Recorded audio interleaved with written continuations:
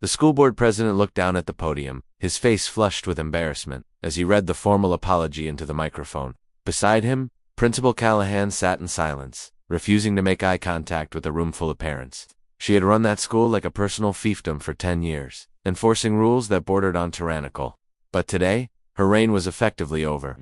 The district's legal counsel had advised them to settle immediately to avoid a massive lawsuit, all because they refused to return a $400 piece of glass and plastic that belonged to me. They wanted to teach my daughter a lesson about following the rules. Instead, I taught them a very expensive lesson about the law.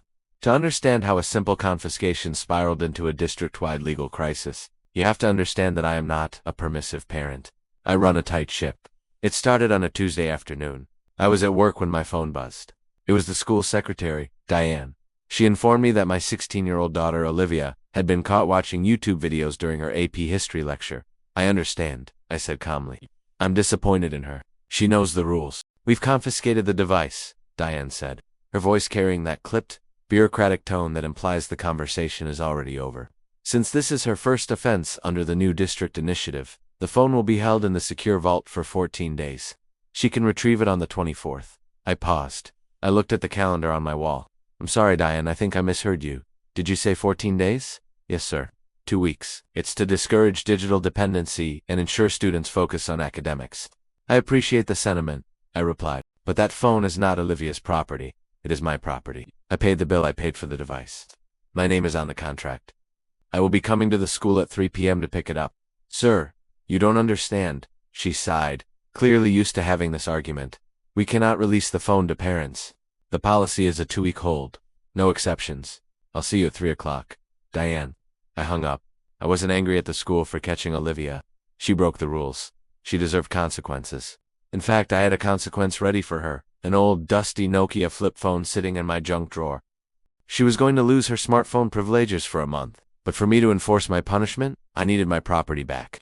The school didn't get to decide how my child was disciplined in my own home, and they certainly didn't get to seize my assets like a civil forfeiture unit. I arrived at the administration building exactly at 3 p.m. The waiting room smelled of floor wax and stale coffee. Diane was sitting behind the high counter, typing furiously. She didn't look up until I cleared my throat. I'm here for Olivia's phone, I said. She stopped typing and peered over her glasses. Mr. Miller, I told you on the phone we can't give it to you. And I told you that it's my property. I am the legal owner. I am here to collect it. It's policy, she repeated, pointing to a laminated sheet taped to the counter. It was in the newsletter. Diane, I said, keeping my voice low and steady. I don't care about a newsletter. I care about the law. You are holding a device that contains my personal billing information, my contacts, and my property. If you don't return it, you are essentially stealing it. She blinked, flustered by my lack of shouting. Usually, parents yelled. I didn't yell. I just stated facts. Let me get Mr. Howard. Mr. Howard was the vice principal. He was a man who wore suits that were slightly too shiny and confused his administrative authority with actual legal power. He walked out of his office with a smile that didn't reach his eyes. Mr. Miller, he said, extending a hand I didn't shake. Diane tells me we have a little misunderstanding. No misunderstanding, I said. I want the phone you took from my daughter. I'm afraid I can't do that, Howard said, leaning against the counter.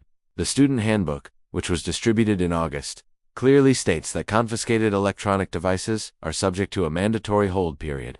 By sending your daughter to this school, you agreed to those terms. Did I? I asked. Show me my signature. Howard paused. Excuse me? Show me the document where I signed away my property rights. I signed a permission slip for her to attend. I signed a medical release. I did not sign a waiver transferring ownership of my personal electronics to the school district for arbitrary periods of time. Olivia is a minor. She cannot enter into a contract with you to give away my property. Howard's smile faltered. It's an implied consent, sir. Look, it's 2 weeks. It's not a big deal. It teaches them responsibility. Discipline is my job, I said. Education is yours. You are overstepping. I am not leaving without that phone. Howard straightened up, his demeanor hardening. Then you're going to be waiting a long time. The phone is in the safe, and the safe is on a time lock. That was a lie. I knew it was a lie. He just wanted to win. Fine, I said. I turned away from the counter, walked over to the row of blue plastic chairs against the wall, and sat down. I crossed my legs, pulled out a book I had brought with me, and opened it. What are you doing? Howard asked, annoyed. I'm waiting, I said without looking up. I'm not causing a disturbance. I'm not yelling. I'm just waiting for you to do the right thing and return my property. You can't just sit there, Howard sputtered. Actually, I can. This is a public building. During office hours, I am a parent of a student here. I have legitimate business. I'll wait. Howard stared at me for a moment, realized he wasn't going to intimidate me, and stormed back into his office. Diane went back to typing, though she shot nervous glances at me every 30 seconds. 20 minutes passed. The dismissal bell rang. Students flooded the hallway. Olivia walked in, looking sheepish. She saw me sitting there. "Dad," she whispered. "I'm so sorry." "Go wait in the car, Olivia," I said gently. "We'll talk about your punishment later. Right now I'm handling this." She scurried out. I went back to my book. Another 30 minutes passed. The office quieted down. The secretaries began packing up their bags. That's when the door to the inner sanctum opened, and Principal Callahan emerged. I had only met Mrs. Callahan once. She was a stern woman with a reputation for being unyielding. She didn't walk, she marched. She stopped directly in front of my chair. "Mr. Miller," she barked. "You need to leave. The office is closing." I marked my page and looked up. "I'll leave as soon as I have my property." "We are not giving you the phone," she said, her voice rising. "I don't know who you think you are, but you cannot bully us into breaking policy. If every parent demanded their kid's phone back, we'd have chaos. We are holding the line." "Mrs. Callahan," I said, standing up to meet her eye level. "You are not holding the line. You are holding stolen goods." I've asked politely. I have waited patiently. "Now I am telling you, return my device. This is trespassing," she snapped. "If you do not leave the premises immediately, I will call the police." The room went dead silent. Diane stopped sipping her purse. Howard was hovering in his doorway. I smiled. It was the reaction I had been waiting for. "Please do," I said.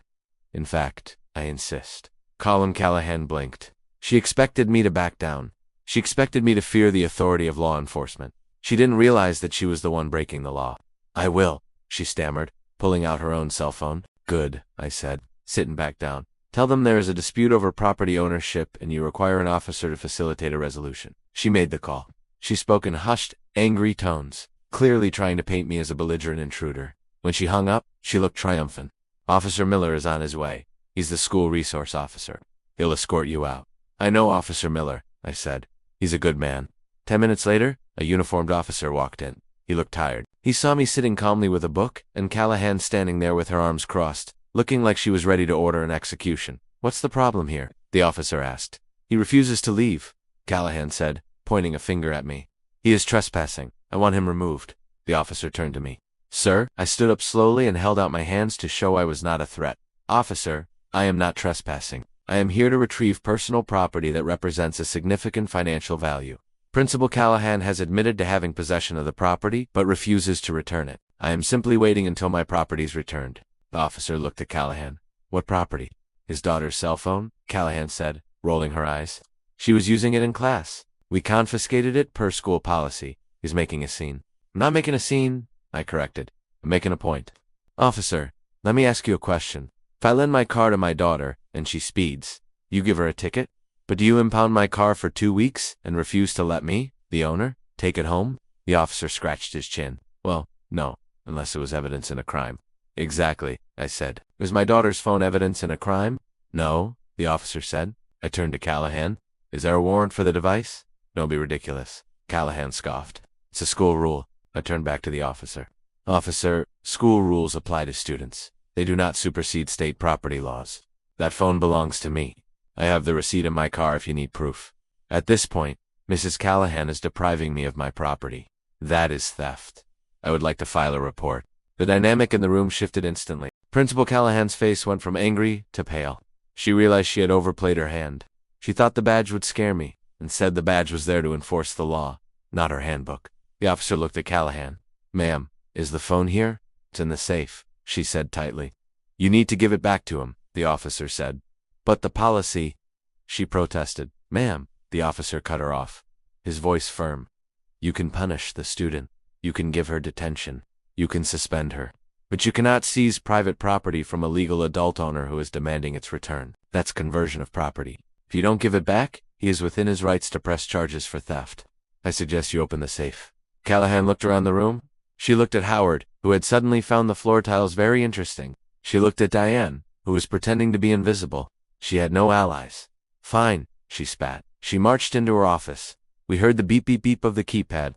She came out holding Olivia's iPhone. She didn't hand it to me. She slammed it onto the counter. "Take it," she said, "and tell your daughter she is banned from bringing any device to school for the rest of the year." "I'll tell her," I said, picking up the phone and sliding it into my pocket. "And Mrs. Callahan?" You might want to read the state statutes on personal property before you threaten a parent with the police again. Have a good evening." I walked out. The officer nodded to me as I passed. When I got to the car, Olivia was waiting, looking terrified. I handed her the flip phone I had brought with me. 2 weeks, I said. No internet, no apps. Just calls and emergency texts. That's your punishment. She took it without complaining. She knew she had messed up, but the story didn't end there. Driving home, the adrenaline wore off, and the anger set in. I thought about how many other parents had been bullied by Callahan, how many working-class moms and dads had been told they couldn't have their property back, property they worked hard to pay for, because of some arbitrary power trip. I realized this wasn't just about me. It was about the arrogance of an administration that thought it was above the law. That night, I wrote a letter, not to the principal, but to the superintendent and the school board. I detailed the interaction. I cited the specific laws regarding property rights and theft. I noted that the principal had attempted to use law enforcement to intimidate a parent into accepting an illegal seizure of goods. I ended the letter with a simple ultimatum: rescind the confiscation policy immediately and issue a formal apology to the parents, or I will file a class action lawsuit for every phone you have held illegally over the last 6 months. I sent it via certified mail. 2 days later, my phone rang. It was the district's legal counsel. He sounded tired. He didn't argue. He didn't try to defend Callahan. He knew a losing battle when he saw one. "Mr. Miller," he said, "we've reviewed your complaint. We believe we can find a middle ground." "No middle ground," I said. "The policy is illegal. Change it." Which brings us back to the board meeting. The school board voted unanimously to revise the handbook. The new policy stated that phones could be confiscated from students, but must be returned immediately upon the request of a parent or guardian. Principal Callahan sat there while the board president apologized. She looked small, defeated. 2 months later, she announced her early retirement. It turns out, the board doesn't like administrators who almost get the district sued for grand larceny. Olivia learned her lesson. She never used her phone in class again. She actually grew to like the flip phone for a while, said it helped her focus. But the biggest lesson wasn't for her. It was for the administration. They learned that authority is not absolute. They learned that you can enforce rules, but you cannot enforce tyranny. And they learned that if you threaten a man who knows his rights with the police, you better make sure you're not the criminal in the room. My name is Mike, and I got my phone back.